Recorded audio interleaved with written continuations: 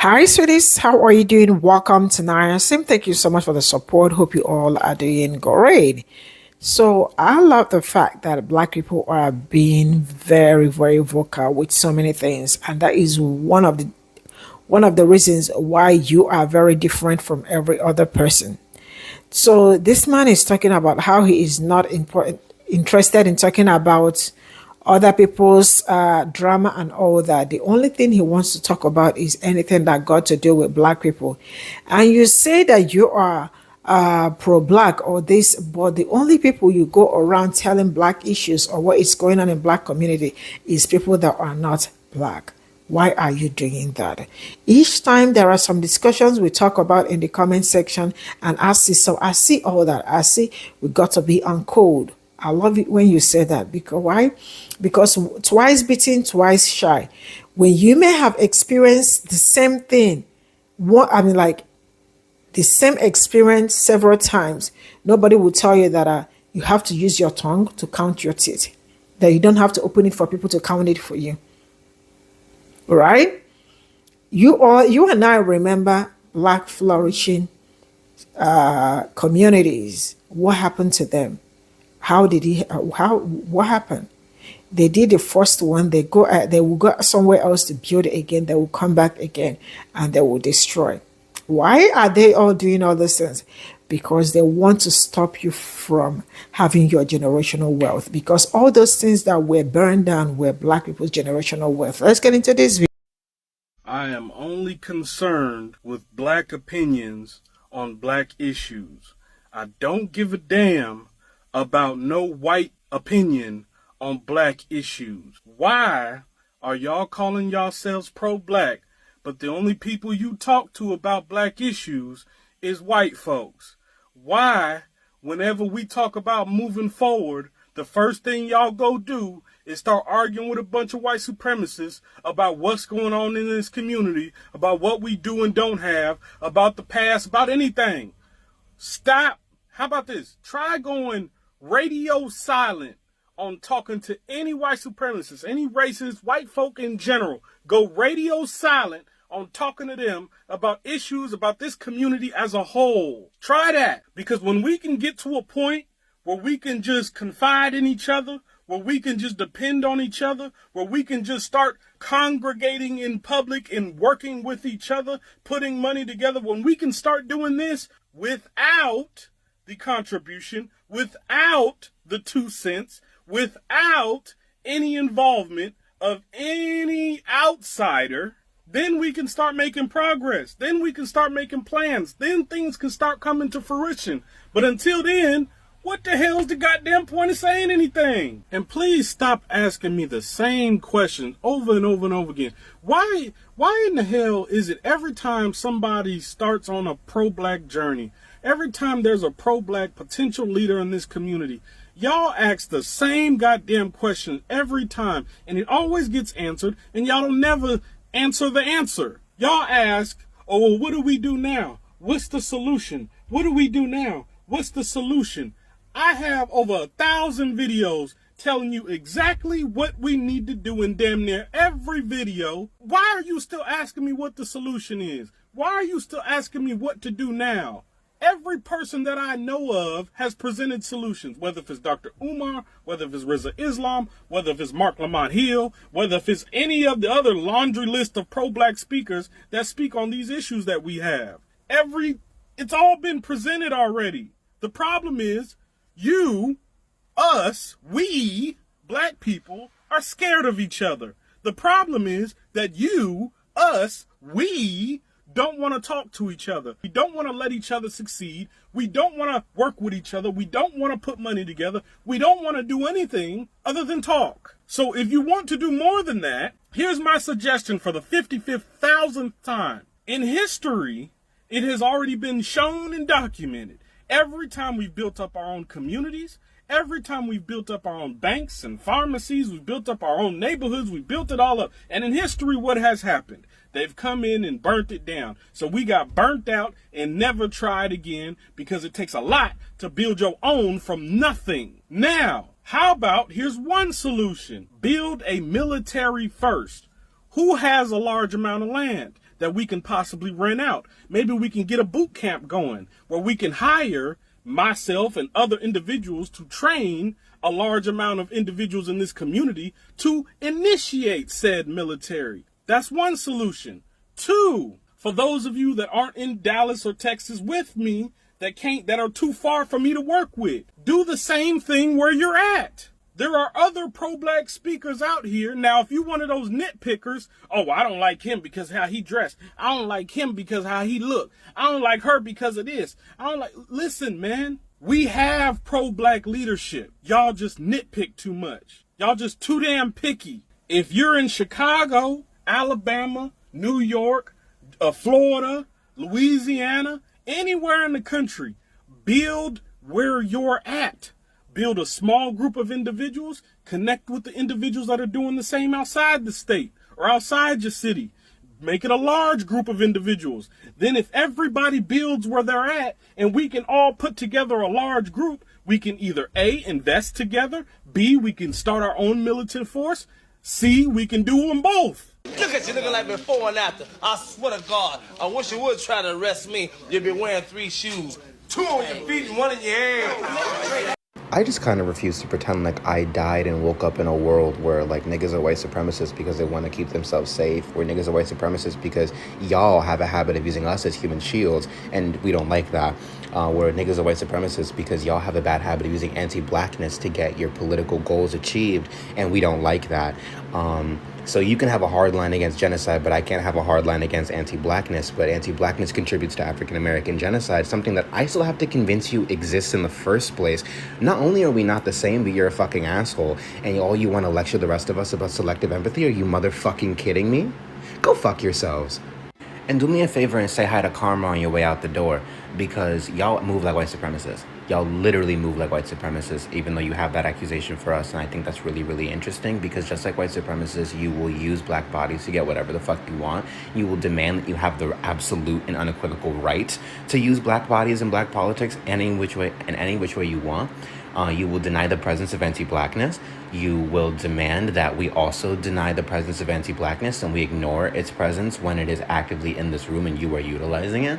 And then demand that all black people have the perfect response to your utilization of our actual literal genocide, whilst you're still demanding that we convince you a genocide is happening. And all of this, right, for your liberation, which you insist is actually all of our liberation, but how could it be if you literally won't even listen to black people? That doesn't make any sense. You wouldn't know if you understood the requirements for African American liberation because you refuse to actually sit down and listen to a black person for longer than 30 seconds or pass one uncomfortable opinion. If I right now jumped out of a conversation about Native American politics or about Palestinians or about like Latino immigrants, the second that I had one uncomfortable feeling or I heard one uncomfortable point, right, would you be able to say that I know what the fuck I'm talking about on these issues? Would you be able to say that I am in any way a representative of like the liberation of these people? No, right? So you can't convince me that hell froze over and that when you do white people shit, it's okay. And that you're somehow a savior of niggas and you know so much about niggas because you care so much, but we should all shut up and act right. Go fuck yourself and say hello to Karma at the door, because when it comes knocking, I'm not gonna do shit for you. This is the shit I was trying to warn y'all about earlier. Y'all will not be alone unless you make yourselves alone. People might get upset with you. People might get uncomfortable with you. People might not like you, right? These things don't automatically mean they're going to abandon you. However, if you stick your fucking head in the sand and you continue to double down and double down and double down and double down, you will create a resentment that can't just go away. And eventually, I'm gonna have to look at you and say, you're fucked. And you don't get to turn around and start whining and crying in my face about how much it sucks that you're fucked and what do I mean? And da, da, da, da. No, you know. You did it. To yourself. That's tough. Now, I say this with love, but I say it with a lot of rage. Get the fuck out of my face and don't let me ever see you again. Stop trying to understand racism. Stop trying to understand sexism. Stop trying to wrap your head around why these people don't like you, and stop trying to wrap your head around why these people want to take you off the planet. Do you understand that it's not rational? Like, has someone finally sat you down and told you that these people are not operating in reality? They don't give a fuck about the truth. Most of them can't read, and they wouldn't know a fact from an opinion if it literally was stapled to their forehead. They will always just choose to hate you. And there is no logic there. There's no reason for you to grasp. You will never get closure. Not everything is about closure, and you won't always get it from people. And sometimes you have to just fucking move on. And there's really nothing more to that, because when I see like the radical empathy takes, I'm always with it right up until the point where we now have to stop and pick up a bunch of racist pieces of shit, because what else are we going to do? You ever seen the beginning of the movie 300? Because I hate to be the one to tell you, but this is actually an us or them. And no, not because it's supposed to be that way or any stupid shit, because a bunch of psychopathic white people chose that shit. A bunch of psychopathic men chose that shit. A bunch of psychopathic capitalists chose that shit. A bunch of psychopathic xenophobes chose that shit. And honestly, because y'all have been trying to play Hello Kitty with these people for so fucking long, there's now 25 different groups of people who all want to take you in particular off the fucking planet. You cannot keep playing around with these people if you value your fucking life. And the only reason why you're still playing around with these fucking people is that you don't understand where the fuck they're coming from. You don't need to. There is actually no understanding point for racism. And there's no understanding point for sexism. There's no magical world in which they go, "Oh, I can't believe the error of my ways. It's so terrible." They already knew in the first place and were only convinced to do something else because it was uncomfortable or unpopular or whatever the fucking case may be for them to be doing the shit that they were already doing for over a decade before they got to you. People do not change. They grow. They adapt. They learn. They don't actually change. And before you boo and tomato me for telling you that shit, think about the exact words I just used in the order that I used them in the context in which I used them. This is all I got from this video. A very big shout out to them. Everything they said is true, because so many people are so quick to tell black people what to do and what not to do, you know. They cannot, the truth is that I don't know how combating systemic bigotry with kindness alone it's gonna work. Kindness is a social politics, like he said, and that is what it is. You know, you cannot combat all these things with kindness, because at this point in time, they do not need kindness, you know. And I love the fact that Moses Kane said that he loves, like, you know, he's of the opinion that black issues shouldn't be discussed in with other people, right? Black people should do black people should talk about their thing and stop taking their own issue to other people to talk about, because the more they know what you are up to, the more they want to come and spoil things. You know, it's just like the way we will say we need to be on code all the time, and that is absolutely always trying to be on code, because if you are not on code, trust me, a lot will go wrong. I love the fact that black people are taking bold step with a lot of things going on at this point in time, because if you look at what has happened before, because each time, that's why it is called history. History is that you learn from your past experiences, what happened before, right? And then use what happened before to tackle what is going to happen, or use the experience to be able to stop some certain things from happening. Because I've been saying, if you do not know your history, you are bound to repeat the same history over and over, right? Like I said, being on code is just like the way they burned down black flourishing Wall Street, Black Bank, like everything black, right? And what happened after all that? You know, they destroy. You go somewhere else to start again, they destroy. I understand it.